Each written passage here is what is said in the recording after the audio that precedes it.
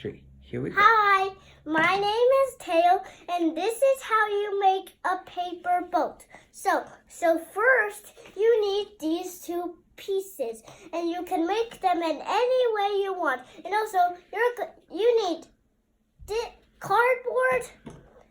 You need cardboard plates and scissors and 2 pieces of paper and a paintbrush and some glue.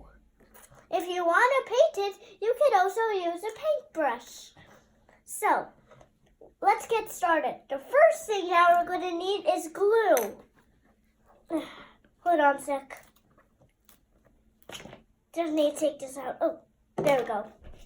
Okay, so then I dip a little bit in. Let me see if that's enough. Oh, that's enough. And when there's a little bit, you just put it on the edge of the plate.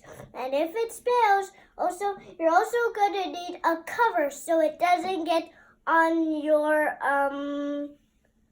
table. And you need to make it on the table. Otherwise, it will stay. Otherwise, it will stay glued forever. Maybe. Doesn't matter. Then I put a piece of paper right on here. And then I need some glue on this paper, on this.